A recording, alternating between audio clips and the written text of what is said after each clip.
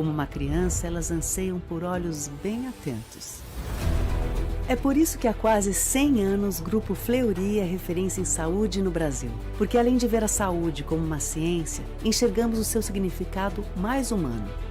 O passar do tempo nos mostrou que, além de conhecimento técnico e médico, teríamos a missão de estar no dia a dia das pessoas, nos cuidados com a saúde, colocando soluções integradas além do diagnóstico. Decidimos então acompanhar as pessoas com soluções para as diferentes etapas da vida. Além de inovações tecnológicas, criamos novas formas de enxergar mais longe. Por isso, decidimos nos dedicar à construção da jornada de cuidados com soluções cada vez mais completas, integradas e que tragam a necessária e efetiva sustentabilidade para o sistema de saúde. E queremos fazer isso chegar ao maior número possível de brasileiras e brasileiros, com inovação e tecnologia que trazem impacto de relevância na medicina, na nossa produtividade e na vida das pessoas. Em uma jornada que passa pelo cuidado, prevenção, diagnóstico e tratamento. E agora estamos ainda mais fortes com a ambição de sermos um dos líderes de saúde no Brasil e que abrange o bem-estar em todas as suas dimensões. Com 4 avenidas de crescimento, resultados consistentes e soluções inovadoras, estamos no caminho para transformar o significado e o setor de saúde em um movimento contínuo de gerar soluções e experiências cada vez mais completas, integradas e sustentáveis. Isso tudo com o que está em nosso DNA há quase 100 anos. Grupo Fleury, paixão pelas pessoas e pelo que fazemos. LPA Consultoria, transformando ideias inovadoras em negócios de sucesso. Com mais de 15 anos de experiência na IBM e uma trajetória consolidada no mundo das startups e tecnologia, Lilian Primo Albuquerque está aqui para guiar você na jornada do empreendedorismo, realizando consultoria em empresas e startups, orientação tecnológica, workshops, palestras, mentorias, conselhos empresariais, deal maker, colunista e investimento em startups. Na LPA Consultoria, você pode encontrar a solução que você precisa para o seu negócio. Para mais informações, acesse o site www.lpaconsultoria.com.br e o Instagram, @lpaconsultoria_.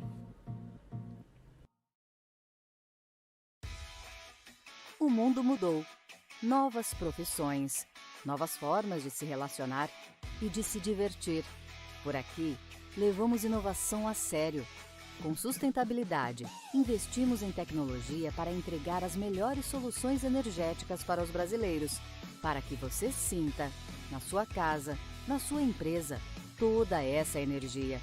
Nós somos a Neo Energia, a energia do futuro.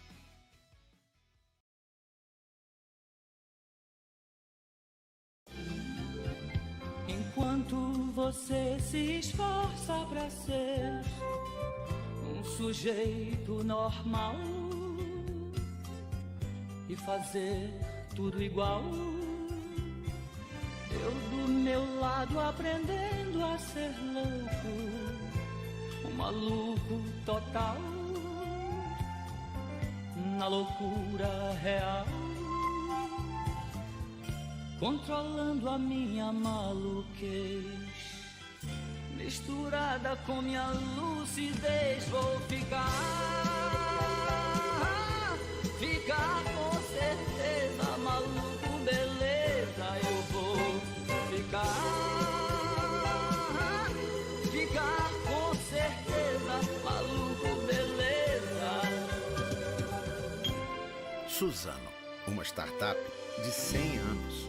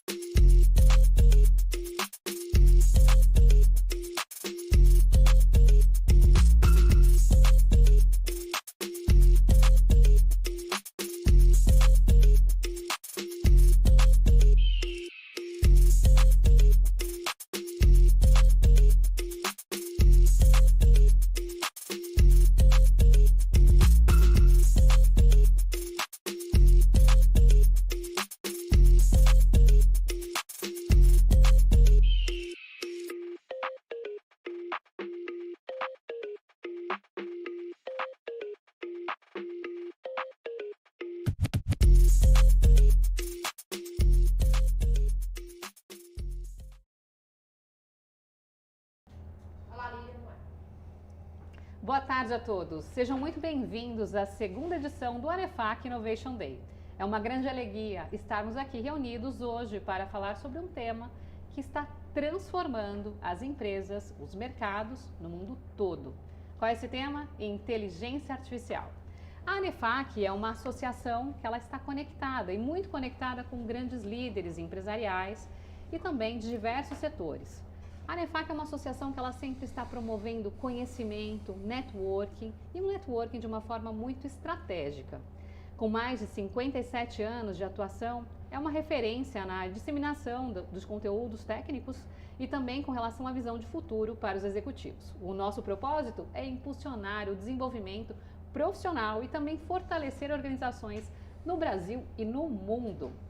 O nosso encontro tem como propósito promover um espaço realmente de muita troca de experiência, trazendo líderes empresariais, também executivos e empreendedores, para discutir sempre de uma forma prática e inspiradora com um mindset de startups aliado à aplicação estratégica da inteligência artificial, que também está redefinindo o modelo de gestão, escalabilidade e inovação.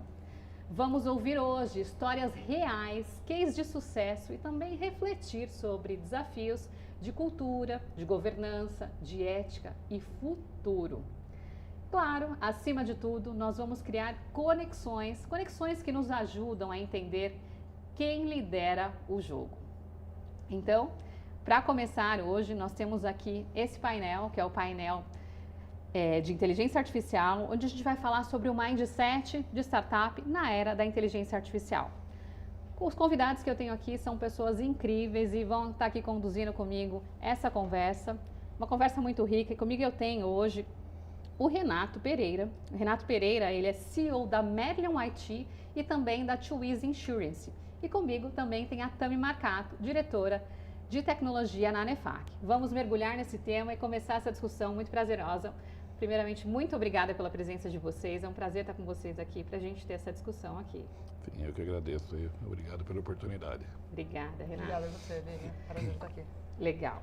Bom, a gente tem uma conversa aqui que eu gosto de fazer sempre umas conversas descontraídas. Por mais que inteligência artificial muitas vezes seja um tema muito desafiador para o mercado, mas é um tema que está aqui, está acontecendo e a gente tem que cada vez estar mais preparado para isso. E quando eu olho inteligência artificial, vocês que estão familiarizados muito com esse assunto, Renato que já desenvolveu várias empresas, inclusive lidera uma delas no segmento de inteligência artificial, Tami que está muito envolvida na transformação digital. Renato, eu queria que você contasse, vamos começar já aqui com você, eu queria que você contasse um pouco sobre estar à frente de uma empresa de software focada em inteligência artificial, que também é uma software house, e também ter uma seguradora. Eu queria que você compartilhasse com a gente como é que foi essa jornada, como é que foi essa experiência e trouxesse um case prático de transformação com inteligência artificial. Legal. Muito obrigado pela pergunta bastante interessante. Eu já vivo no mundo das automações aí desde quando iniciei a minha carreira profissional. Isso ainda quando menino, há muito tempo, quando não se falava em nada de inteligência artificial, mas já se falava de automações. Todas as empresas buscavam por isso para tentar aumentar a sua produtividade, qualidade e assim por diante. Com a chegada da inteligência artificial, isso facilitou bastante e essas automações então entrou dentro de processos realizados no atendimento, automações de emissões de documentos, criação de documento e assim por diante. Então nós somos a Merlion, é uma empresa que já existe há mais de 20 anos, é uma software house que foi evoluindo com o tempo, chegando na era da IA, e hoje ela faz todos os tipos de automações, pegando as empresas que já têm seus softwares antigos, que às vezes não pode mais tirá-los porque já são muito robustos, muito grandes, e ela vem ali criando todos esses links, automações, dashboards, atendimentos, inclusão de WhatsApp, enfim, tudo que precisa de maneira com IA atendendo. Mas um case prático nós utilizamos em uma das empresas nossas mesmo. Todas as empresas que existem no grupo, nós sempre procuramos potencializar os resultados através da automação. E uma delas é a Twizy Insurance. Ela nasceu nos Estados Unidos com o objetivo de facilitar a vida dos brasileiros que moram nos Estados Unidos a adquirir o seu seguro. Lá nós temos alguns seguros que são obrigatórios, seguro de saúde, de vida, de carro, de casa, e vários deles você tem que ter. Porém, é muito diferente do Brasil. Tá? E nós tínhamos bastante dificuldade de estar conseguindo atender esse cliente baseado no tempo que ele tinha para poder estar respondendo questionários e até mesmo estar lendo ou assistindo aquilo que ele precisava para poder entender e fazer a sua aquisição. E quando iniciamos o processo de IA, isso tudo foi solucionado de uma maneira muito simples. Hoje a empresa roda com mais de 200 agentes, todos eles trabalhando 24 horas. Resolvemos então o problema do tempo. O cliente pode entrar em contato conosco em qualquer dia da semana, em qualquer horário. Resolvemos o problema do idioma, porque nós temos clientes que falam português, espanhol, inglês. Lá nos Estados Unidos é muito comum isso. E nós então tínhamos que ter diversos tipos de funcionários com diversas habilidades idiomáticas para poder atender. A IA veio ali também resolveu todo esse problema. E depois aí nós conseguimos resolver também o problema do entendimento do cliente, uma vez que a IA consegue interpretar e entender qual é o nível de entendimento que ele tem e ali preparar uma resposta, preparar uma explicação mais adequada para ele. O resumo disso, o resultado na prática é uma empresa que nasceu há 5 anos atrás, está em preparação para IPO agora, está entre as maiores agências de seguro nos Estados Unidos, e justamente pelo resultado que ela obteve e por essa automação que foi colocada em todos os seus departamentos, tornando a compra do seguro muito fácil.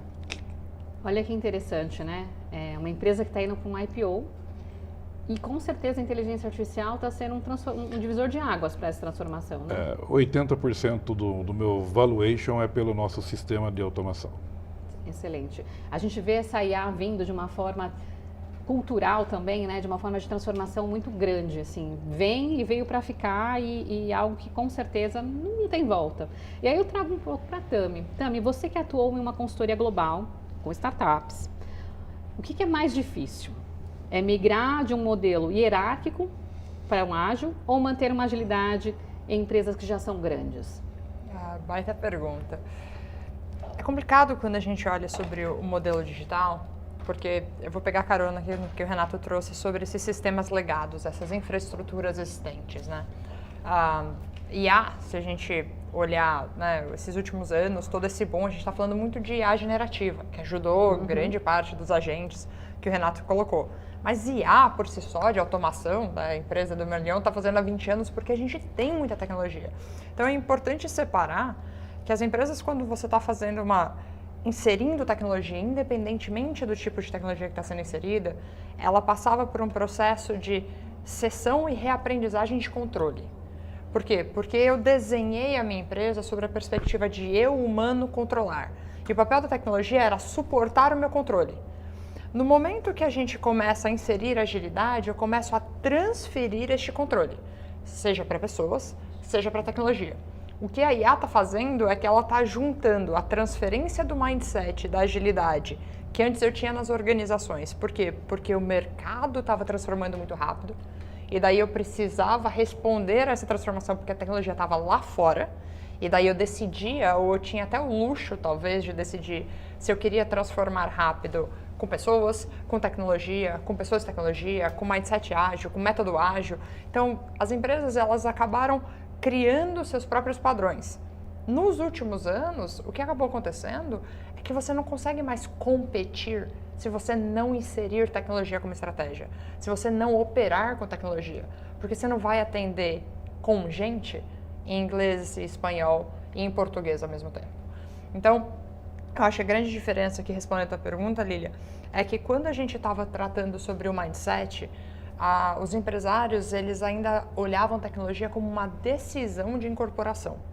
Hoje, quando a gente está olhando para a IA, não é mais uma decisão, é como é que eu reaprendo a ter uma organização desenhada em cima de tecnologia. E o reaprender é muito importante, né? Porque o ser humano, ele está nessa fase, né? Todo momento a gente tem que estar reaprendendo o que a gente viveu. Mas as empresas também precisam pensar assim. Precisam reaprender o modelo, revisitar o que está sendo feito, porque nada é igual, né? As coisas, elas estão se transformando. E com a inteligência artificial veio muito mais rápido, muito mais ágil. Eu diria até que de uma forma até agressiva, porque a gente acorda de manhã e já tem um monte de empresa criada, já tem um monte de solução. Eu, como investidora no ecossistema de startup, quando eu vou para investimento, que eu olho as soluções e o prazo com que elas começaram a monetizar e o tempo de escala, a gente fica muito surpreso, mas é o que está acontecendo. Então, até para as tomadas de decisões são bem difíceis. Mas com relação a barreiras internas, eu queria que vocês trouxessem para mim quais são as principais resistências culturais que as empresas enfrentam quando tentam adotar práticas de startup junto com a inteligência artificial. Essa é uma das grandes dificuldades que nós temos. Nós tivemos inúmeros casos que foram barrados, foram parados a implementação, justamente porque encontramos essas barreiras. E quais são as barreiras? Primeiramente, as pessoas, quando se fala de IA, as pessoas não sabem exatamente até onde ela vai, então começam as perguntas. O que a IA será capaz de fazer? Será que ela vai me substituir? Será que teremos trabalho daqui a algum tempo? Ou não vai ter? Teremos um salário, todo mundo vai ter um robozinho em casa? Então, e é normal surgir essas perguntas. E quando você volta olhando para a história, todas as revoluções que existiram ligado à tecnologia ou algum tipo de mudança, houve resistências. Tá? Se nós pegarmos na época da agricultura, houve resistências históricas Revolução grandes. Industrial, desde Revolução. Quando chegou na época da Revolução Industrial, na França, queimavam fábricas e máquinas e não pode, vão acabar. E agora não é diferente.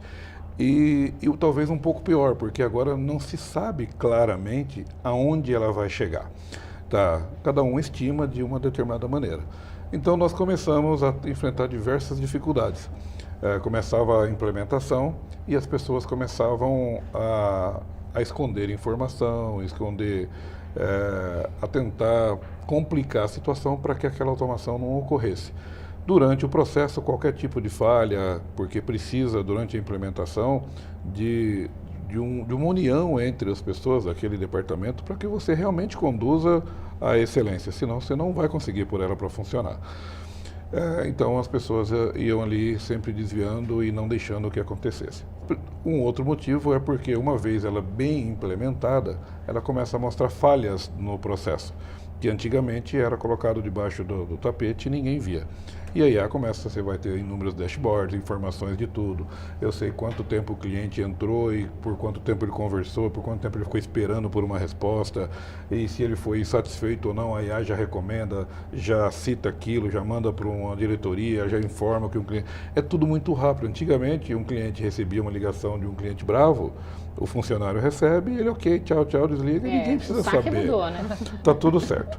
Bom, e por conta disso, de inúmeras pessoas me perguntando, e uma vez eu participo de um grupo no MIT de estratégias avançadas para soluções complexas com IA, é um grupo de 12 pessoas, foi o primeiro mestrado que saiu, e eu desenhei um projeto grande para uma universidade, e uma pessoa me fez uma pergunta que me tirou um pouco do sono.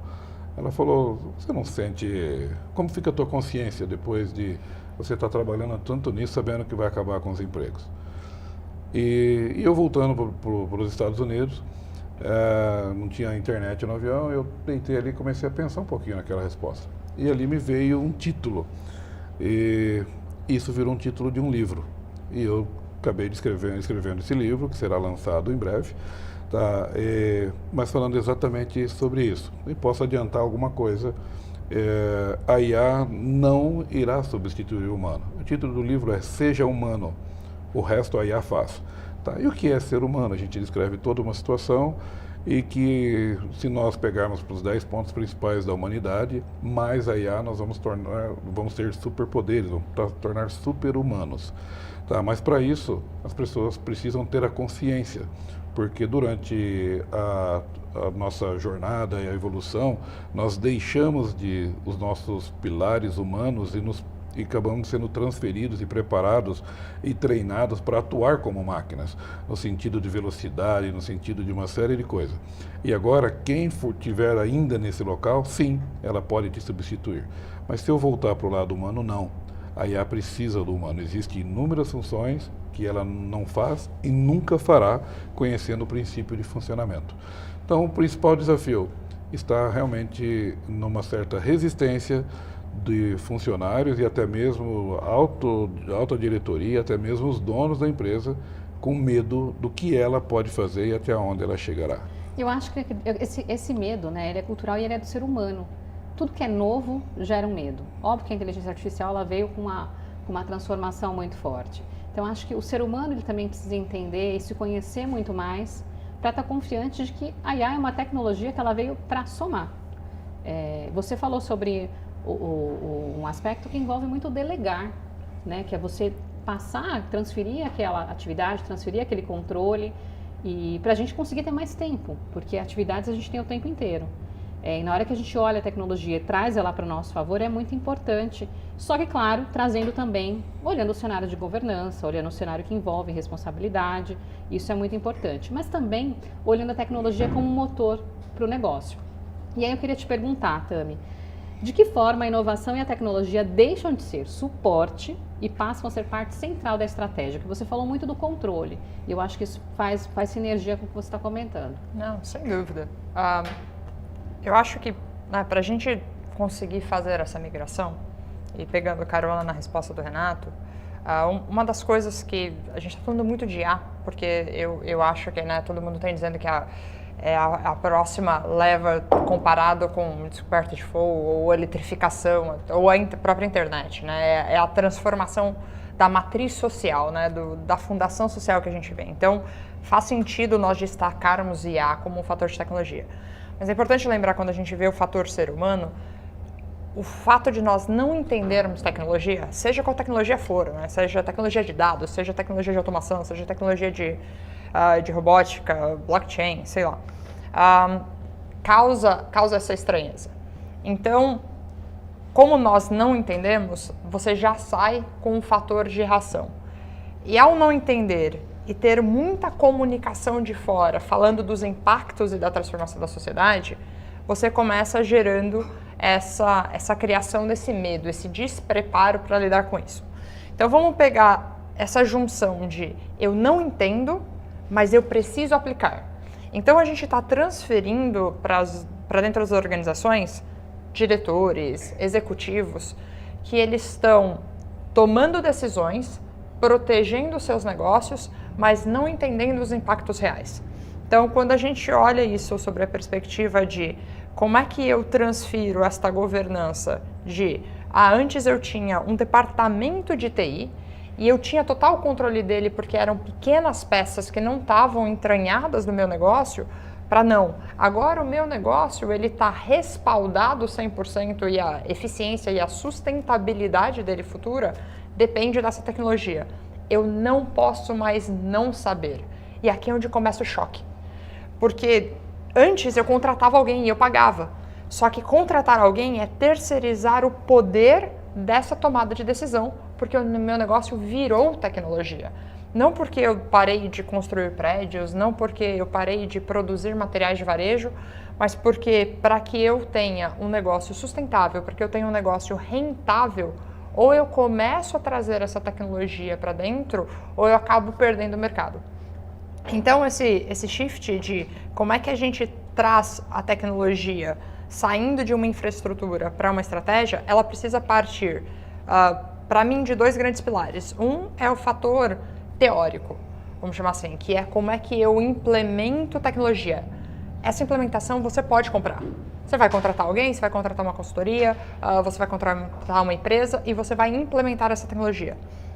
O legwork, né, o trabalho que o empresário vai ter que fazer, vai ter que ser entender essa tecnologia e como é que ele vai transformar o negócio a partir daí.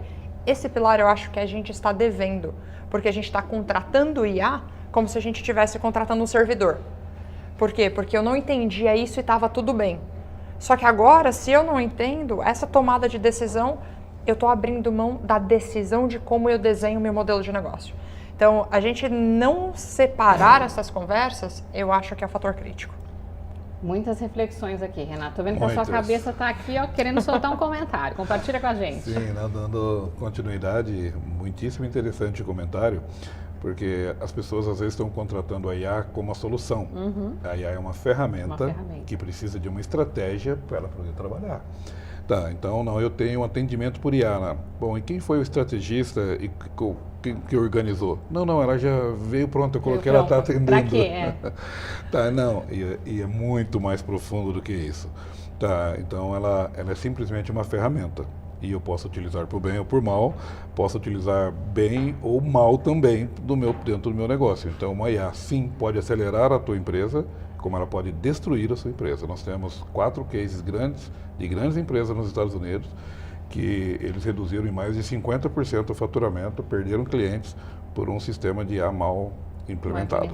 Tá, e depois para você retomar é um problema seríssimo, maior do que você implementar ela quando ainda não existia. É que existe uma grande diferença entre delargar e delegar.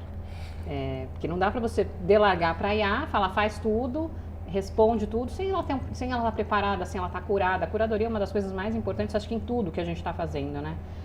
Principalmente olhando a inteligência artificial, que vai aprendendo com o que a gente vai colocando de inserts. Imagina o cliente estar junto ali com a IA e não ter um respaldo da estrutura, da estratégia para que o direcionamento seja feito. E dentro feito, dessa estratégia, tenho visto muitos, talvez pelo preço de implementação. Eu tenho alguém na empresa, começou a estudar agora, aprendeu lá, já está sabendo te ligar nas APIs do OpenAI. Só que a estratégia que eu tenho que ter, primeiro, para eu poder implementar qualquer tipo de automação, eu tenho que ter um processo organizado. Se eu não tiver uma organização, é impossível automatizar. E, infelizmente, algumas empresas não têm nada organizado e ele quer implementar automação para poder corrigir uma desorganização. E isso significa caos. Tá. Aí ele não sabe organizar a empresa e contrata alguém que entende um pouquinho, soube ler, fazer algumas requisições de API no OpenAI e ele fala, pronto, agora eu vou automatizar a minha empresa. Só que ele não sabia nem organizar ainda no modo analógico, vamos chamar assim. E aí ele quer colocar aquilo dentro de uma IA. É caos, com toda certeza. E essa é a minha próxima pergunta para vocês. Justamente governança e responsabilidade, como é que as empresas podem acelerar a adoção da IA sem perder a vista técnica, né? Olhando privacidade, olhando responsabilidade social. Você já trouxe aqui, a governança ela é fundamental, porque se você não tem controle da sua empresa, você implementar uma IA para achar que ela vai resolver o problema, ela não vai. Mas no aspecto de privacidade e responsabilidade social também, como é que vocês veem isso? Bastante complexo, tá? Lá nos Estados Unidos já temos regulamentações. Quando você faz qualquer consulta hoje no GPT, que é o que mais utilizam, o GPT busca ele busca um conteúdo na internet, no Google, e aí ele gera a sua avaliação daquilo para poder te dar a resposta. Ou ele busca no Google ou na própria base que tem nele. Mas qual é a base que tem nele? São dados que alguém putou nela fazendo perguntas. Então lá nós não podemos hoje colocar nenhum dado sensível, é proibido colocar qualquer tipo de dado sensível no OpenAI ou qualquer outro tipo de IA. Porque esse dado que eu estou colocando, nós temos hoje prompt específico, que se você subir qualquer relatório aí num ChatGPT e pedir para ele fazer uma avaliação, eu entro com um prompt aqui e eu consigo pegar a informação do seu relatório. Então, ou seja, eu creio que no Brasil, em breve, isso chegará.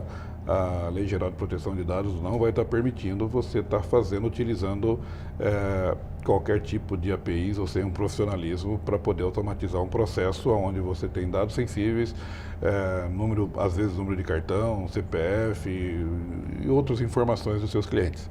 Isso vai ser a primeira grande revolução quando entenderem que não pode ser feito dessa maneira e a maneira correta de fazer ela é bastante profissional. Existe, mas não está na mão desse nível de pessoas que estão começando a aprender agora a fazer a implementação. Interessante. Como que você vê isso, Tami? Eu acho, eu concordo muito com o Renato, é um assunto que a gente poderia passar o dia, não é nem só essa reunião aqui.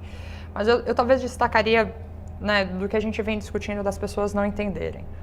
A primeira coisa é entender sobre o modelo de fundação, as bases. Ele tem trazido muito sobre o ChatGPT, aí você vai ter modelos de fontes fechadas, modelos abertos, mas todos eles se alimentaram do máximo de dados possíveis.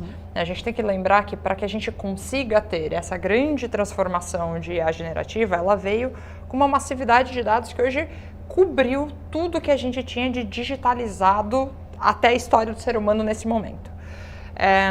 E isso carrega dentro deste aprendizado todos os vieses possíveis que nós contamos ao longo da nossa história. Então, desde as coisas mais famosas, de você fazer teste de percepção de gênero para certas profissões, ou você fazer percepção de raça para certas posições e trabalhos. Então, isso está carregado dentro dos modelos. E não é uma coisa que dá para apertar um botãozinho. Por quê? Porque isso está dentro de todo o entendimento cognitivo da máquina.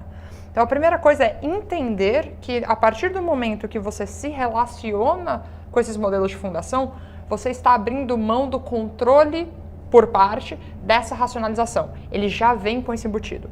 Tem formas de você trabalhar com isso, né? Os modelos, eles permitem o que eles chamam de fine tuning. Então, você vai conseguir imputar seus dados para treinar o modelo a partir do que você quer. Quem que vai conseguir fazer isso? Quem primeiro entende e que está pronto para fazer esse investimento, e 2, que tem dado o suficiente para trazer isso. É a grande maioria? Não é. Então, a primeira coisa que a gente precisa entender sobre governança é nós estamos cedendo tomadas de decisão para uma perspectiva, uma persona, vamos humanizar aqui o AI para facilitar a conversa, para uma pessoa que tem pensamentos próprios, que não necessariamente condizem com o que nós pensamos, com o que a nossa marca pensa. Eu acho que esse é uma grande categoria para pensar.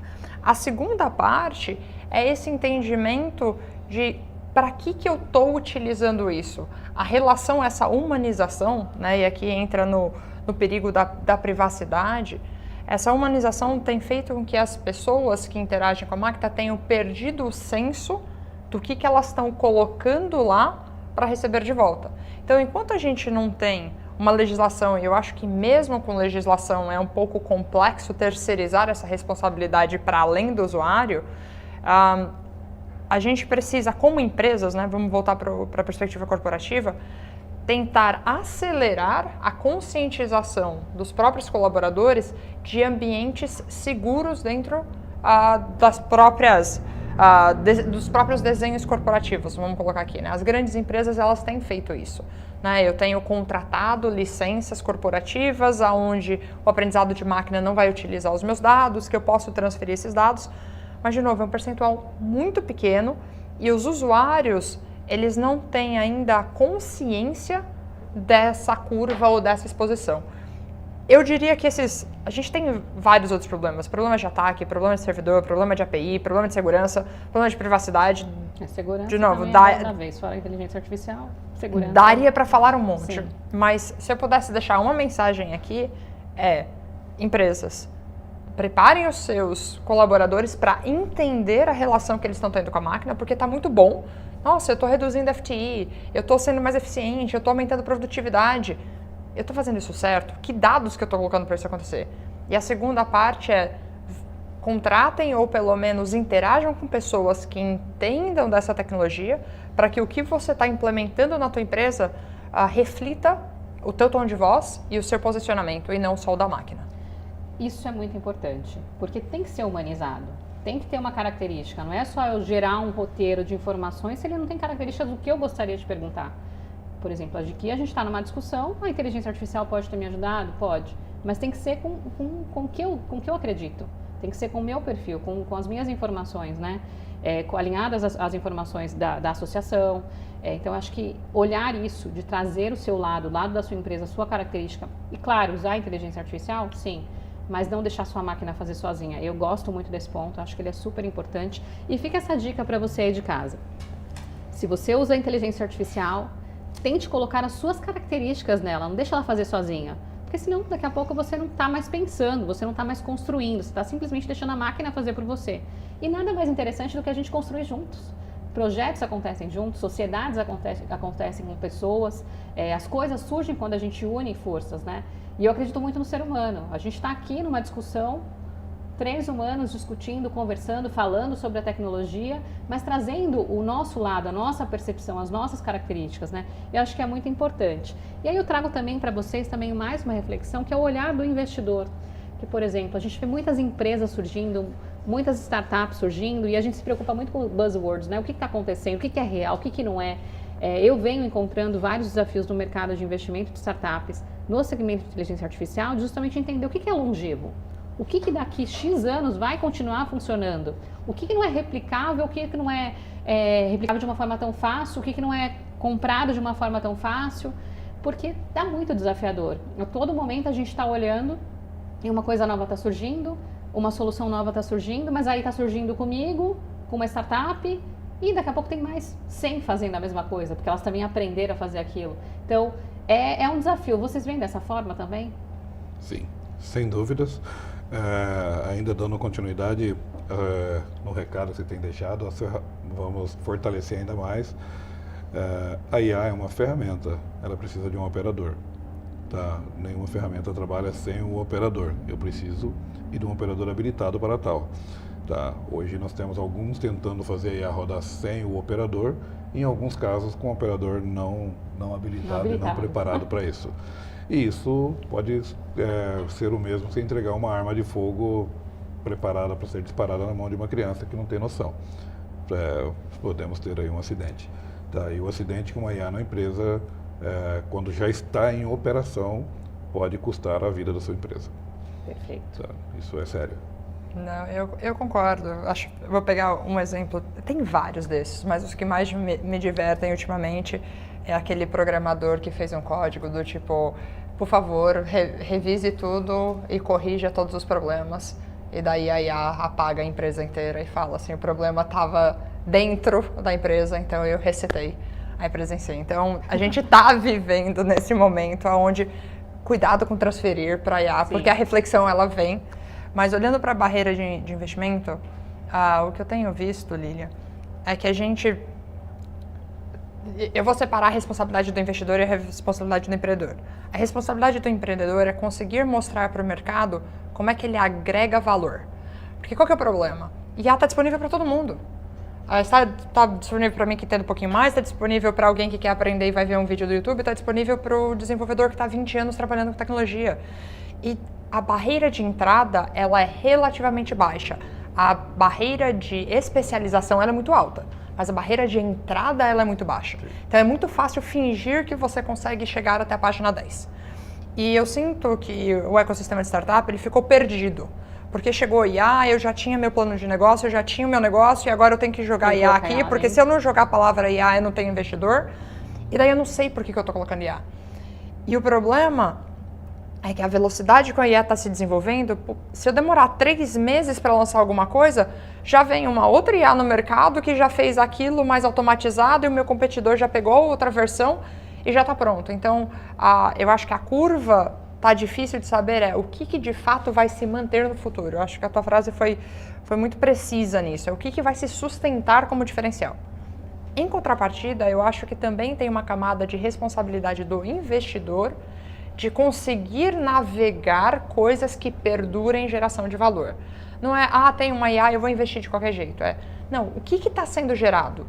Porque muitos dos que estão fazendo sério vão ter que preparar banco de dados, vão ter que capturar informações que são raras e não estão disponíveis por aí, vão ter que cumprir toda a parte de privacidade, de compliance, vão ter que fazer isso corretamente. Isso vai demandar investimento e isso vai parecer que vai demorar um pouquinho mais. Mas é logarítmica a curva. Então, ele vai demorar um pouco mais, mas ele vai gerar mais valor na curva do tempo. Então, eu acho que esse balanceamento, a gente está numa fase da sociedade que tudo tem que ser para ontem. Tudo é no curtíssimo prazo. A IA, ela acelerou muita coisa, mas eu acho que algumas coisas bem feitas, voltando para a parte de governança, elas precisam de bons processos. Elas precisam de boas perguntas. Elas precisam saber nos responder por que a gente está fazendo isso. Isso demanda tempo. Então, eu acho que esse é o grande desbalanço do que a gente está vendo agora. Estamos chegando aos momentos finais. Eu queria que vocês trouxessem aqui para a gente um conselho para os líderes que querem adotar a inteligência artificial. Com mentalidade startup, qual que seria? Um conselho.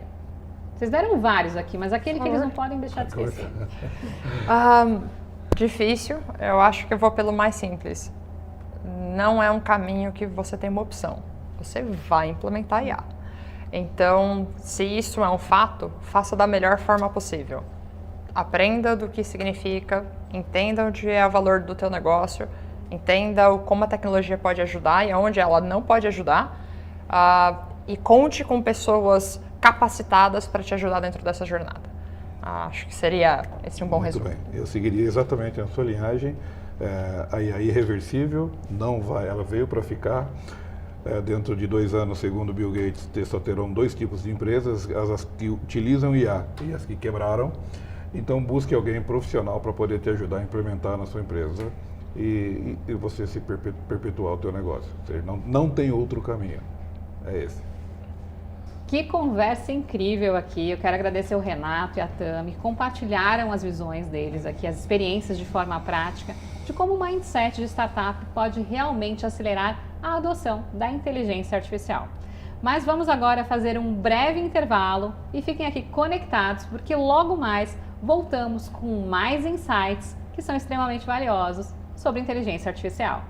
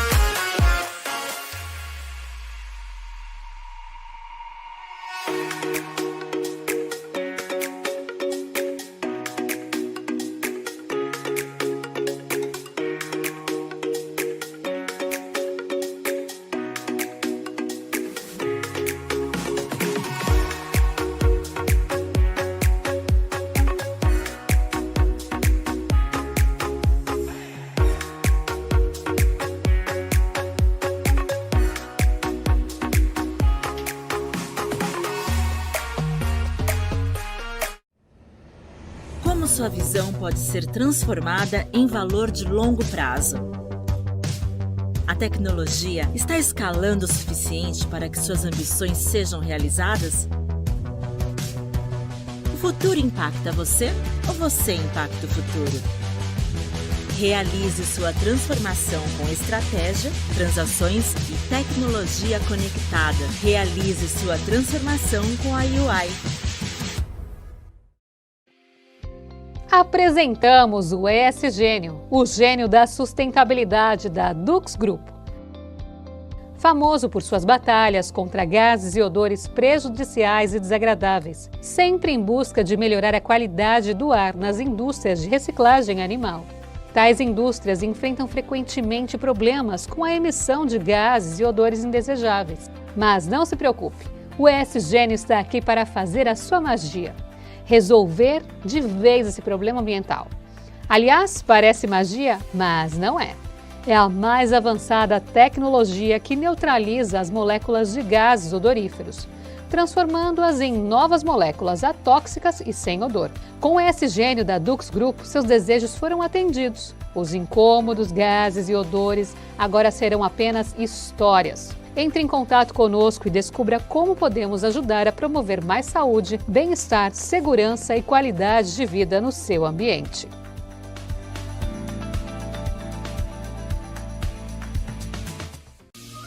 LPA Consultoria, transformando ideias inovadoras em negócios de sucesso.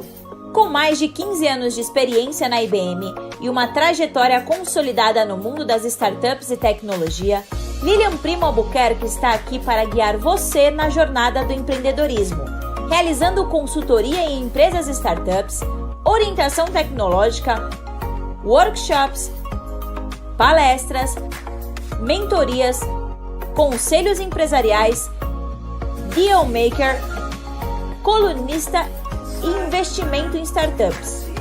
Na LPA Consultoria, você pode encontrar a solução que você precisa para o seu negócio. Para mais informações, acesse o site www.lpaconsultoria.com.br e o Instagram, @LPAconsultoria_.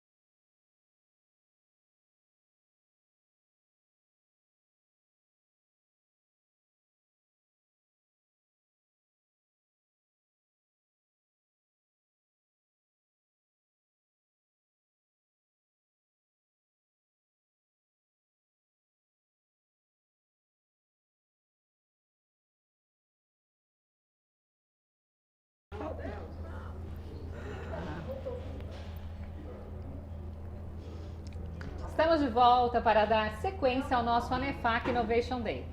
No primeiro painel, nós mergulhamos no mindset de startups, vimos como elas estão impactando o mercado. E também, agora chegou a hora e o momento de falar sobre startups, mais inteligência artificial, barreiras, produtos e escala. E para essa conversa, eu tenho a honra de receber 3 convidadas que são protagonistas no assunto, nesse ecossistema. E aí está comigo aqui a Clarissa Vieira, fundadora e CEO também da Quill, que traz também uma experiência única de captação, mesmo em estágio de pré-monetização, a gente vai falar sobre isso.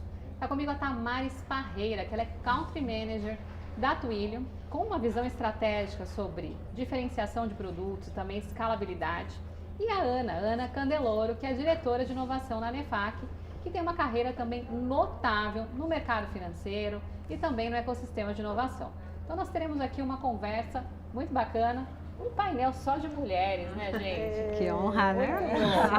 Eu adoro movimentar as mulheres aqui.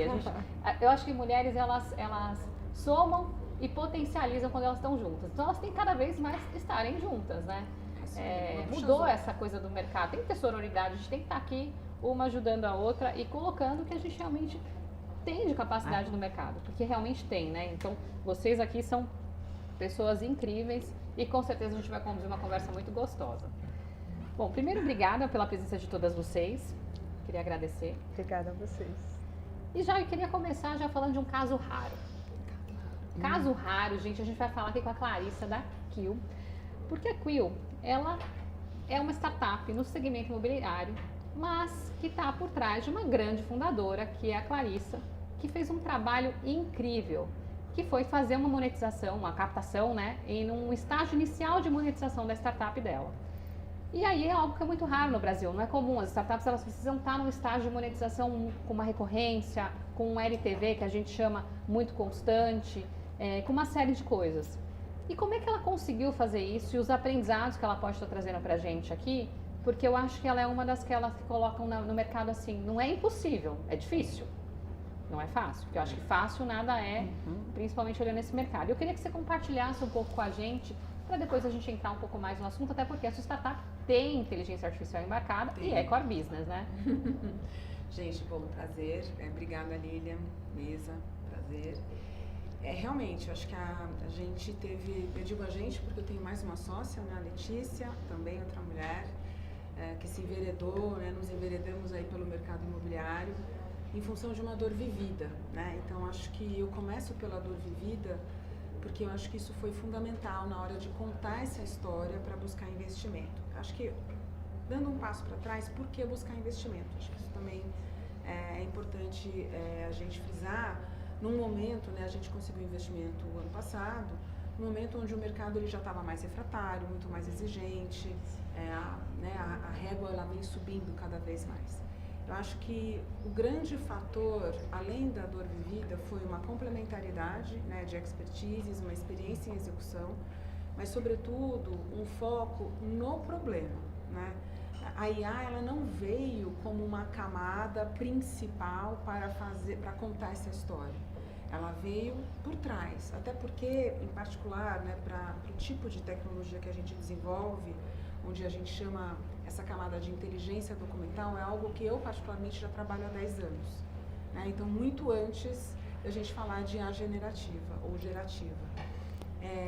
Eu acho que um outro fator de sucesso também é um mercado onde a transformação digital ela vem acontecendo, é uma cadeia de valor super longa, e se você depender de como você faz o recorte, você vê espaços muito grandes para você trabalhar com tecnologia e mudar a forma como as coisas de fato acontecem. Eu acho que a gente conseguiu transmitir, né, para as pessoas que a gente foi buscando contar essa história, que de verdade a gente estava construindo algo que era sustentável, apesar de um estágio muito inicial. Então, desde o início, a gente também buscou se cercar de pessoas bastante competentes, pelo menos em relação a board, para a gente começar certinho, entre aspas, mas começar o que a gente fala bold, né? Vamos com tudo. Porque, como você falou, esse mercado, ele não é um mercado fácil, ele não é um mercado sexy. A solução da Quill, ela atua bem no meio do funil, né? Então, ela é uma solução que ajuda a trazer mais resultado, mais dinheiro na mesa, mas não é uma solução para venda, é uma solução para fechar a venda. Então, acho que todos esses componentes foram ajudando a gente trazer mais sustentabilidade para a tese. Isso é muito importante, né? Você ser o meio ali, ou seja, a venda se fecha se eu estou implementada na sua solução, é o que vai fazer a diferença. Então, você tem valor. É isso. E esse é um dos grandes desafios, né? Quando a gente fala de inteligência artificial, eu como papel de investidora, era entender aonde aquela solução teria valor. Em que ponto ela está ali do mercado. Ela vai realmente vai fazer a diferença? Ela vai ter longevidade, que é o que a gente acredita? E eu acho que isso é muito importante. Então, um dos fatores que a gente olhou, além de olhar, claro, a sua performance como founder, já veio de uma segunda jornada, a maturidade, que eu acho que é uma das coisas muito importantes, é olhar também esse PMF aí para dentro do mercado, né? É isso. Vai dar bom, né? É isso. E a gente está apostando e está indo, né? E está crescendo, e estão na luta. Crescendo. Não é fácil, gente, mas é isso, é todo dia, vamos embora, vamos conquistar mercado, a solução está num ponto legal, a gente está conquistando clientes de diversos momentos dessa cadeia, então a gente tem desde cartório, né, por incrível que pareça, até construtora, tem empresa do setor financeiro, cada um sente a dor de um jeito diferente, mas todo mundo tem a dor. Quando a gente fala de transações complexas, né, e aí pensando já em criar diferenciações, e transação imobiliária é uma transação complexa, é muito importante a gente foi aprendendo na jornada que era importante fazer esse recorte de acordo com cada player. Então, a gente está testando todas as temperaturas possíveis para a coisa dar certo. Excelente. Eu gosto de ouvir a startup, né? Porque eu já vi as duas pontas. Como executivo de tecnologia, como startupeira e agora olhando mais para o lado da investidora do ecossistema, né? E viver a jornada faz muita diferença, porque você começa a ter uma percepção dos olhares, né? O porquê que aquela pessoa está fazendo isso, como é que eu olho isso, como é que eu tenho cuidado de olhar com uma empatia, porque eu acho que isso é muito importante, né? E assim, a história da Quill, ela, como eu falei, ela é uma dor vivida, né? Na primeira startup, eu tinha essa dor, né? Do fechamento de uma transação, e todas as soluções que eu busquei no mercado não encaixavam porque olhavam para um pedacinho. Então, por que não fazer uma solução que pudesse chegar a um one-stop shop?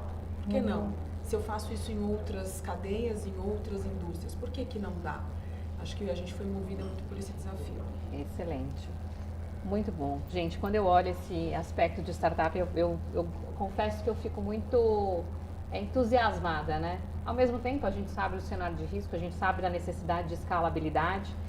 E aí eu queria trazer um pouco para a Tamares, que a Tamares tem uma vasta carreira em diversos segmentos, é super skilled aí na área de tecnologia e está hoje como Country Manager da Twilio, está muito envolvida também com o cenário de inteligência artificial.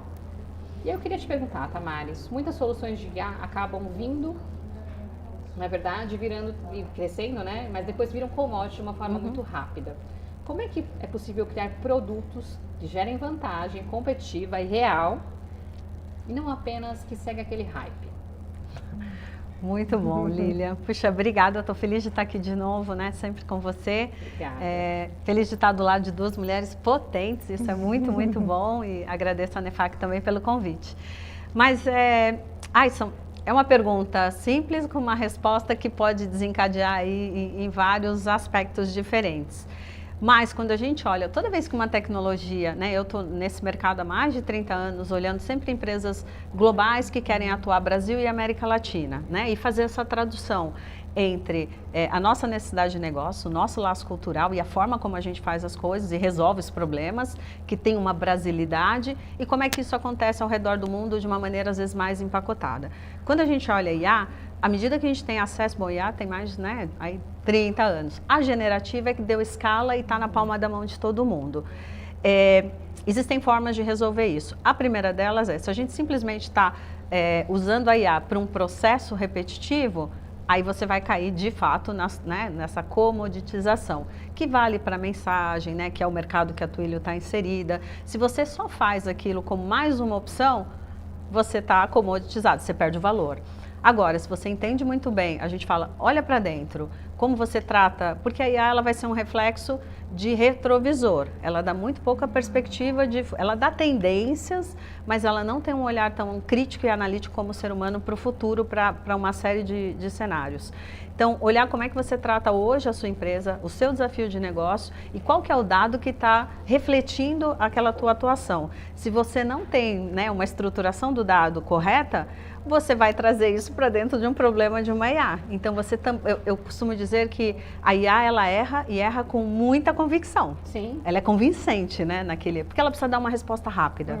Né? Toda vez que você precisar parar... Se estiver errada... Se alguma parte desse dado não está coerente com o que você faz na realidade, então você tem que conhecer do seu negócio antes de adotar a IA. E não vai ser em todas as etapas do processo de negócio. É importante escolher as batalhas. Se a equipe não está...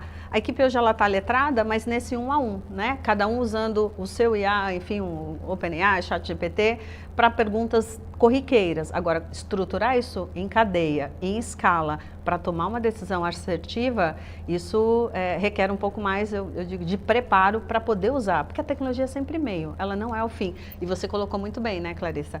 É isso, ela vem como uma camada adicional, uma ferramenta adicional, mas você tem que dominar o seu negócio, entender, aprender a ler os dados, para aí você trazer isso para um contexto de IA. Ainda nesse assunto, Tamares, você que tem uma experiência com grandes corporações e startups, quais os riscos você entende que são dependências excessivas dos fornecedores ou de microserviços de inteligência artificial e como que uma startup ela pode lidar com isso? Nossa, maravilhoso. A gente estava falando disso. Essa a gente gosta muito. É importante escolher, no momento inicial, grandes players de mercado, para ser o seu parceiro né, tecnológico.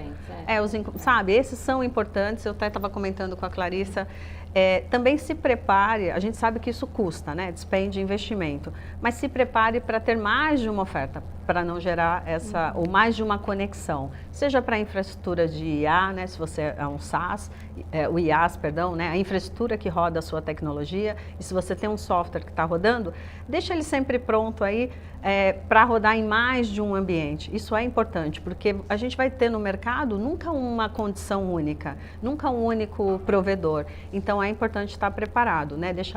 A Twilio, ela nasce lá 16 anos atrás no Vale do Silício, eram, né, ex-AWS que queriam resolver os problemas de comunicação no mundo, e foi muito importante deixar o que a gente falou, as APIs abertas. Se você está inserido no mercado de tecnologia e precisa conversar, e todo mundo, mesmo que não esteja no mercado, vai ter que dialogar com as tecnologias, escolher aquelas que têm as suas APIs abertas. Não significa o dado aberto, aí a gente vai falar de dados um pouquinho ali na frente, mas que a sua tecnologia seja a mais maleável possível para que ela se integre com outros. Ninguém vai fazer tudo de ponta a ponta, nem as gigantes fazem isso. Então, cada um resolve o seu problema de negócio através da tecnologia e eu deixo uma ponta pronta para se conectar e consumir aquela informação, aquele dado do CRM, do RP, de um BI, de um site, das conversas, a gente sabe, né? Brasil é o segundo no mundo em WhatsApp, então, para ler aquela informação do WhatsApp, trazer para uma camada de dados e inteligência e te ajudar a tomar decisões. Então, quando a gente olha isso, para quem está começando, comece pequeno, mas pensando grande, pensando que a tecnologia tem que estar muito aberta e flexível para dialogar com as pequenas do nosso mercado, mas também está bem conectada com as gigantes. Sugestão? A própria, a gente tem aí Twilio, Microsoft, Google, que são nossos Meta, que são nossos grandes parceiros de tecnologia, eles têm vários programas de incentivo para te ajudar a construir a sua solução já pensando nessas conexões. Isso é muito interessante, porque eu estou aqui refletindo, né? Eu estou vendo o seu olhinho, tá? Eu estou pensando, porque, por exemplo, programas são importantes. Porque na hora que uma startup ela chega e ela quer se conectar com uma incumbente, uma empresa grande, ela tem todo um processo, setor de compra, tem todo um ciclo muito maior para ela seguir. É muito desafiador. Super desafiador. E aí, as integrações, pensa, então, na hora que você pensa, poxa, mas como é que eu vou para uma IBM, eu vou para uma empresa, uma Microsoft, eu vou levar a minha solução para garantir que eu estou junto com uma grande, porque eu estar com uma grande significa que eu vou ter uma base relevante e segura para a minha solução poder escalar. É isso. E aí a minha IA, ela ser correta, né? Ela está fazendo as informações da melhor forma possível. E se eu não tenho programas que apoiam as startups, que ajudam com esse ecossistema, é mais difícil, porque senão eu sou mais uma empresa para entrar lá no processo de concorrência. Vocês veem dessa forma? Vejo, e já tive do outro lado nas gigantes, tocando esses programas, de incentivo, quando tem vários programas para startups, das gigantes também, em que ele te ajuda a construir essa solução. Tem uma série de fundings, tem coparticipação, de marketing, de ajudar a posicionar essa oferta no mercado. Quando você resolve um problema importante do negócio e as gigantes entendem que você vai resolver isso em escala, mas não tem, além dos investidores, claro, anjo, também tem programas de investimento dessas gigantes. Vale a pena se habilitar, porque ele vai te ajudar, não é só a grana, é ajudar a construir aquela solução da melhor maneira possível para poder dialogar com essas grandes tecnologias. Porque se for fazer isso lá na frente com um nível de escala, aí fica bem dispendioso e é onde a maioria acaba batendo nesse teto e não consegue crescer, porque custa muito a hora que você já tem um limite de clientes, enfim, uma volumetria de negócio rodando numa tecnologia que às vezes não está preparada para crescer. E quando a gente olha o cenário de smart money, é pensar dessa forma. Que dinheiro inteligente eu estou conseguindo pegar do mercado, seja de um programa de incentivo de uma empresa que vai estar me fornecendo isso, seja através de um fundo de investimento, onde ela vai ter uma participação acionária dentro da minha empresa, mas ela tem um board, um grupo de pessoas que conseguem me ajudar a tracionar, e não simplesmente pegar o dinheiro por dinheiro, porque dinheiro por dinheiro, você vai num banco e faz um empréstimo e etc, né? Se eu puder acrescentar, eu diria também que a stack, ela, com a camada de AI, ela ficou mais complexa. Então, você pensa na infraestrutura de base, normalmente cloud, agora você começa a ter outras camadas que você tem que integrar tudo isso para oferecer, acima de tudo, para além da solução do problema, segurança. Porque, como vocês mesmos disseram, a IA, IA gerativa, ela tem uma componente que é intrínseca. Ela vai errar, A gerativa, ela vai errar porque é por construção, é um modelo probabilístico. Eu digo qual é o próximo token e assim vai. Então, toda essa camada de segurança que você acaba tendo que se deparar para construir as novas soluções, se você ainda não estiver nos incumbentes, fica muito mais complexo. E pensa como um Lego mesmo, que a sua peça esteja pronta para conectar com outras peças e você vai construir uma oferta maior.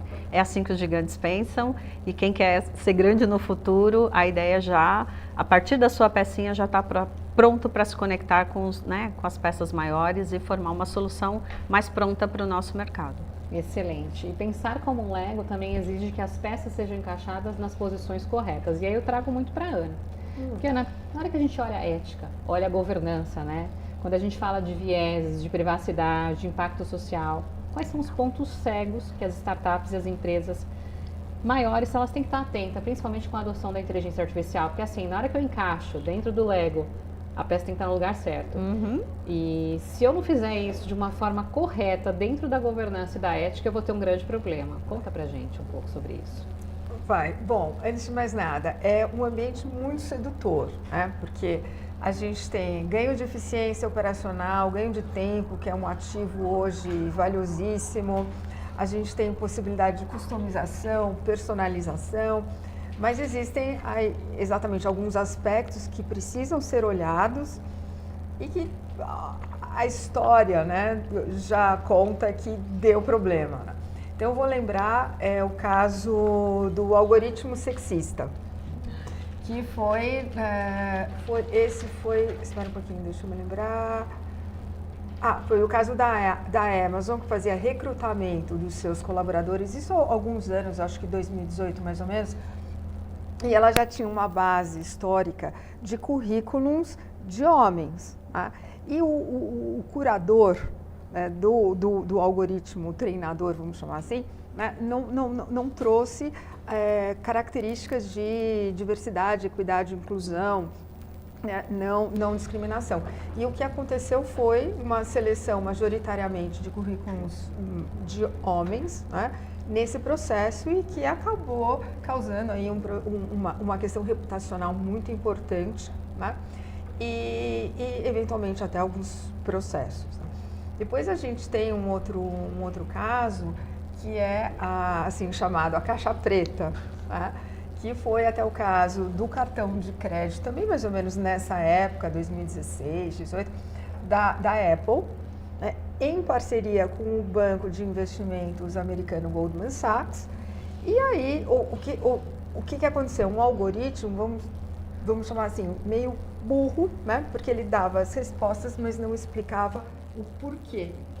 E aí, na análise de crédito, casais, né, assim, o homem e cônjuge, enfim, né, no mesmo ambiente, tendo ratings de crédito muito diferentes, só que o detalhe era, no caso, vamos imaginar, a mulher que tinha uma posição mais importante, ganhava mais, tinha um patrimônio muito mais alto do que o marido, e ela tendo um rating de crédito inferior e uma... Né? E aí, qual é o problema aqui nesse caso? Né? A falta de transparência e o algoritmo que a empresa alegou que não era discriminação, não era o algoritmo sexista, só que não conseguiu explicar o racional de por que aquelas análises foram feitas daquela maneira. E isso também causou um problema reputacional grande e processos aí judiciais. Então, a história do algoritmo sexista e da caixa preta, né, são pontos aí escuros que precisam ser observados. E aí, na questão dos impactos, bom, em termos de ESG, até que eu gosto de trazer bastante, né, esse olhar, quais seriam os impactos, vamos chamar de maléficos, da atividade empresarial no meio ambiente, na sociedade e na própria governança? Né? Começando, por exemplo, pelo social. Tem até um caso, mais ou menos dessa época aí, da década de 10, aí, de 2000, o uso do Compass.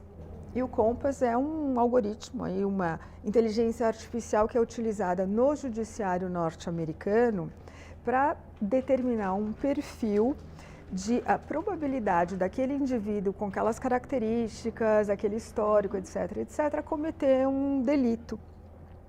E aí os julgamentos eram feitos com base exclusivamente nesse COMPAS e o juiz sentenciava. E aí teve esse caso, né, onde a defesa alegou discriminação, né, o algoritmo também com esse viés discriminatório, sob o ponto de vista social.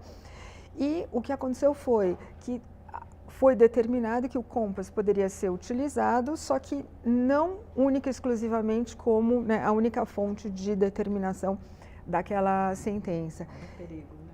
Exato, e aí ficou aquela questão, né? Se o juiz julga com base no COMPAS, e se ele faz um julgamento equivocado, de quem é a responsabilidade? Sim, de quem é a responsabilidade.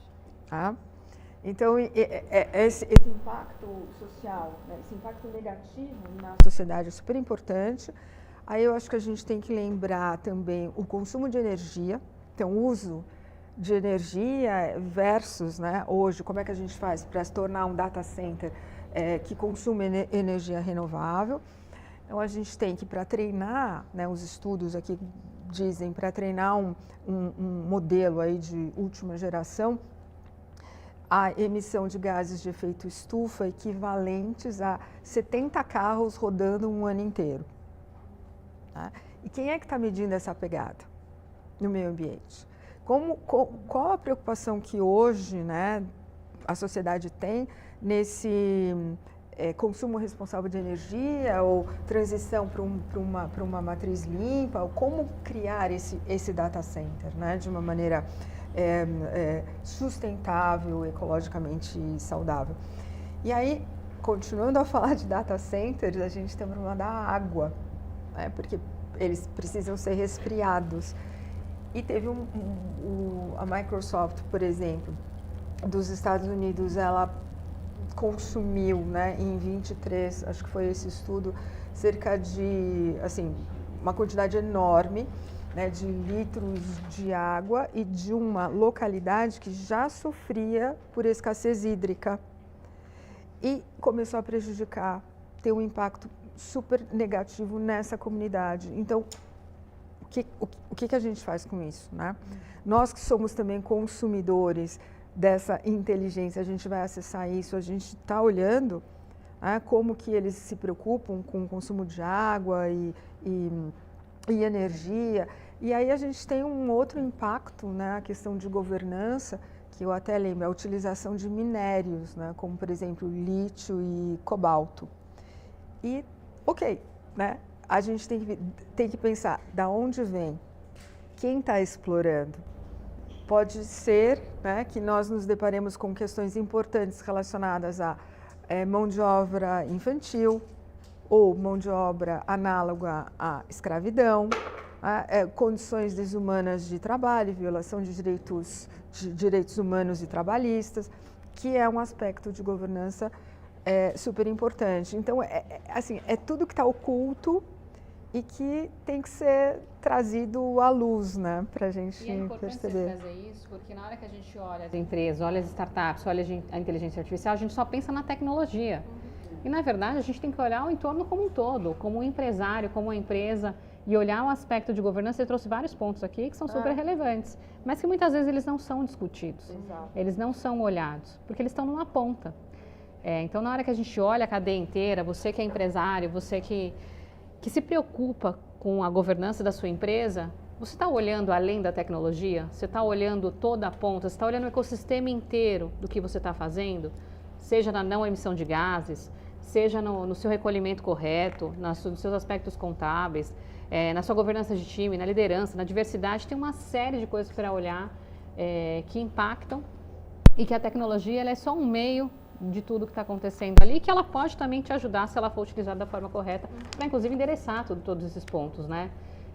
E eu acho que isso é muito importante. Mas ainda falando um pouco sobre esse assunto, eu queria trazer um pouco, tanto para a Ana quanto para a Clarissa. A Clarissa, por exemplo, como founder, você já enfrentou barreiras de mercado, vem enfrentando, faz parte.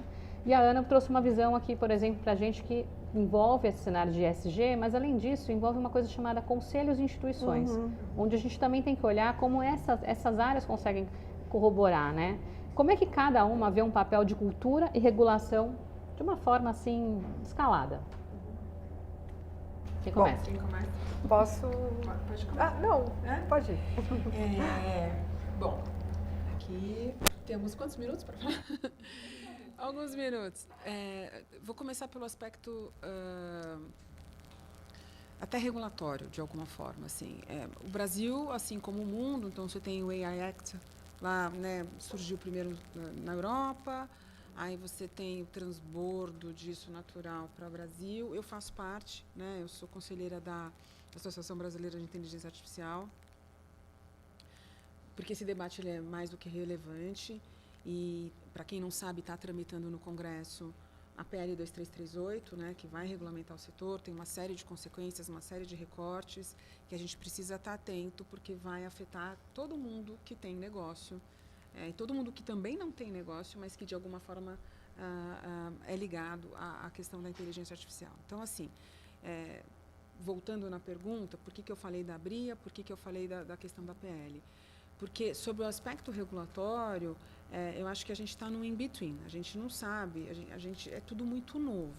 Então, por um lado, você tem a necessidade de, até sobre as questões de direitos autorais, sobre as questões de vieses estruturais que podem acompanhar as decisões, a depender, né, da atuação da empresa, se aquele algoritmo é utilizado de forma discriminatória, assim por diante. Então, assim, é obrigação.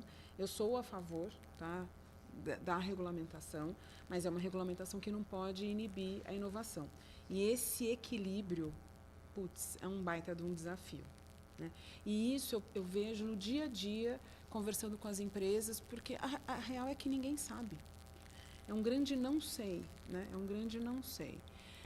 E aí, juntando até com uma pergunta que você fez anteriormente, né, de negócios perenes que, ao mesmo tempo, estejam ancorados, ou que AI seja uma camada, eu acho que vale olhar para que tipo de dor que você está resolvendo, né, quais são efetivamente os diferenciais que você está criando, e aí vem processos complexos, aí vem o tipo de dado que você mexe, aí vem a própria estruturação. Então, sim, muitas dificuldades sob a ótica de ESG. Eu acho que antes já era complexo, acho que só ficou mais complexo ainda. Ao mesmo tempo, por exemplo, eu estive na semana passada num seminário onde tem fundos de investimento, onde efetivamente os investimentos são feitos olhando isso. Mesmo sabendo que para falar o por favor lá no chat GPT, você está gastando não sei quantos litros de água. Então, a gente está vivendo uma dicotomia, mas é uma dicotomia da transformação.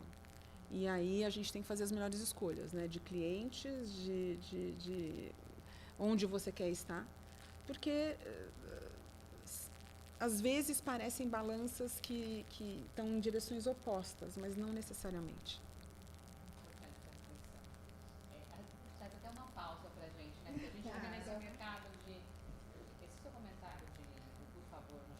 E quanto eu estou gastando de água, gente, envolve muita coisa. Envolve uma tecnologia que precisa fazer com que aquilo girar. As pessoas não conseguem entender toda a cadeia, porque não é um acesso para todo mundo, não sabe o que está por trás.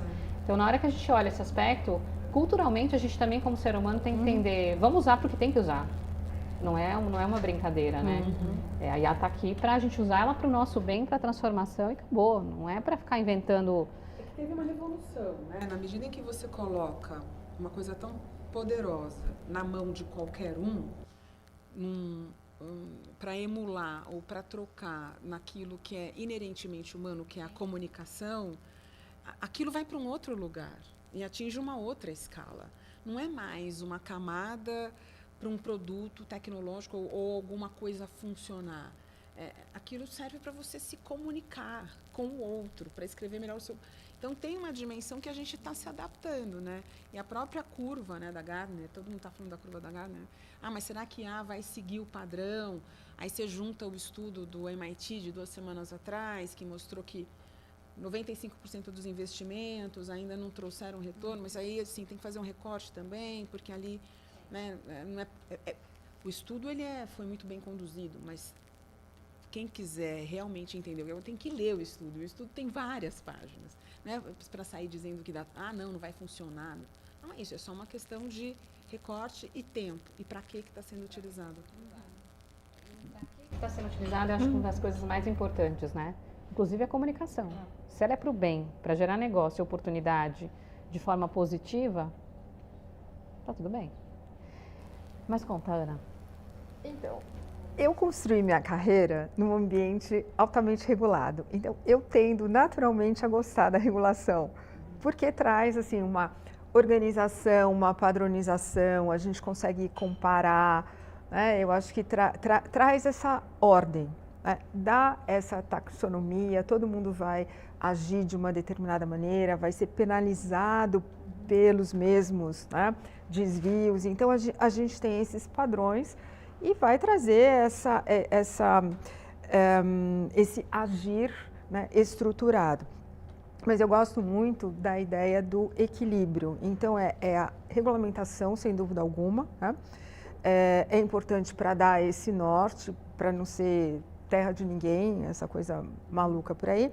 Mas a gente precisa de uma cultura forte, né? Uma cultura que traga nas empresas, por exemplo, né, um comitê de inovação. E não é só chegar e falar, o comitê de inovação está instaurado, que eu vejo em muitas organizações isso acontecendo, né?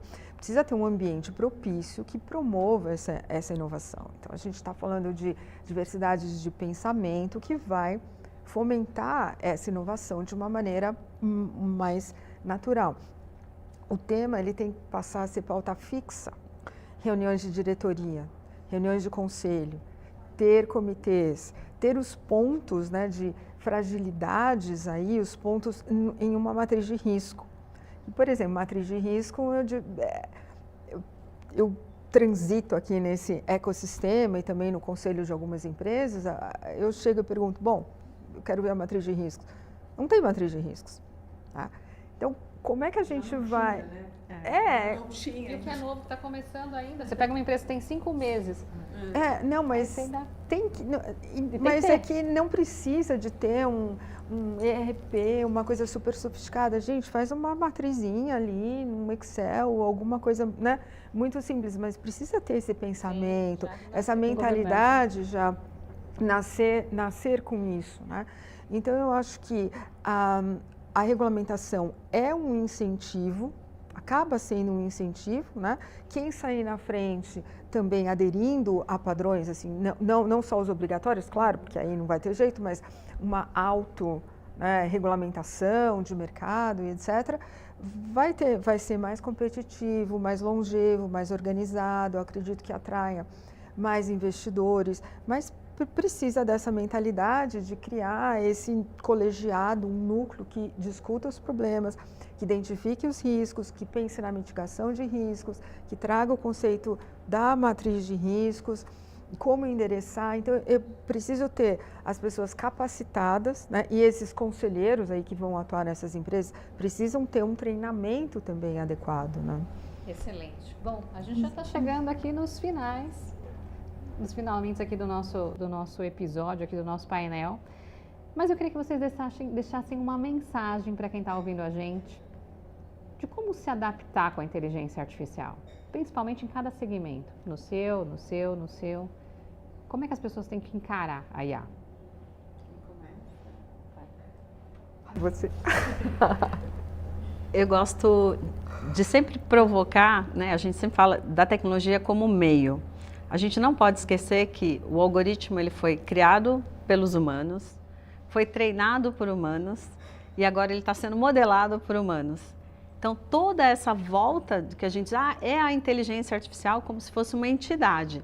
Toda essa informação, ela volta através de alguns inputs que nós enviamos, né? Seja cada um aí na sua IA generativa, seu chat GPT, tudo isso volta para a tecnologia. Então, vem de nós. Acho que a grande... Então, a grande questão aí é que a gente, como ela falou, abriu, gerou escala. O que você quer consumir desse mar de informações para o seu negócio? Aí vem a governança, que eu acho que a Ana colocou muito bem, tem a questão, né, da segurança desses dados. O que você quer trocar com essa rede, que é colaborativa e está aberta e recebe informações e pensamentos de todos os lados, essa é a grande verdade. O quanto você quer ser permeado, você falou de um ponto excelente, que é cultura. Pela cultura que está vindo de fora, atravessando a sua cultura organizacional. Então, tem que estar muito preparado para isso. E aí, a gente, como comunicação, a tecnologia também é um aliado para organizar essa comunicação, né? Com seus clientes, a comunicação corporativa, a sua comunicação para mitigação de riscos e não esperar que isso aconteça de uma maneira reparadora, mas que a gente possa planejar isso com antecedência. Mensagem da Ana. Ao fim e ao cabo, nós somos consumidoras de um produto, consumidoras e consumidores, né? De um produto, e somos pouco ativistas nas nossas escolhas. Se a gente começar, né, a refletir sobre esses impactos da atividade empresarial no meio ambiente, na sociedade e na governança, e começar a selecionar o que consumimos, né, qual vai ser o provedor da inteligência aqui no caso, eu acho que a gente consegue, né, impulsionar uma preocupação maior. Então, acho que o meu convite é para que nós, como consumidores, sejamos mais ativistas e que a gente possa escolher de uma maneira mais consciente. Interessante. E você? Larissa. Pensando aqui em empresas como a Quill, né, que estão no começo da jornada e enfrentam os clientes pequenos, que não têm ainda a condição, talvez, de investir num programa de conscientização, em treinar seus funcionários, etc. e tal. Se essa empresa ela realmente tem uma camada de AI que constitui, que ela é estruturante para o produto, então a gente também assume um papel importante neste aculturamento. Porque não é a IA pela IA, né? Você está construindo um negócio para resolver um problema, para geração de valor. Então, nessa interação com o mercado, com os clientes, deixar muito claro, né, o porquê da utilização da IA. Porque eu acho que o hype, ele está quando você cola no nome e aquilo perde o significado. E você surfa no hype. Então, é muito mais sobre o que está por trás, né, do que efetivamente o que entrega. Porque a entrega, ela é o que a gente fala, né? Será que ela vai ser tão... que nem eletricidade, né? A gente não vê, não sente, mas se faltar, todo mundo vai sentir falta. Excelente. Gente, queria muito agradecer a presença de vocês aqui. Uma conversa maravilhosa. Pontos de muita reflexão, acho que isso é muito importante. E também agradecer você que nos assistiu. Encerramos aqui o ANEFAC Innovation Day. Eu gostaria mais uma vez de agradecer você que nos ouviu, você que esteve conosco aqui acompanhando os dois painéis, olhando esse cenário de risco, esses insights. E eu quero agradecer também aos convidados que compartilharam aqui as experiências reais, reflexões que são fundamentais, e também à ANEFAC, por proporcionar aqui um espaço de conexão, um espaço de conhecimento, né? Então acompanhe a ANEFAC nas nossas mídias, no @ANEFAC pelo Instagram, também pelo LinkedIn. E se você ficou com alguma dúvida e quer fazer parte da ANEFAC, mande um e-mail para a gente através de associados@anefac.org.br. Muito obrigada pela presença de todos. Espero vê-los em breve nos próximos encontros da ANEFAC. Até lá. Obrigada.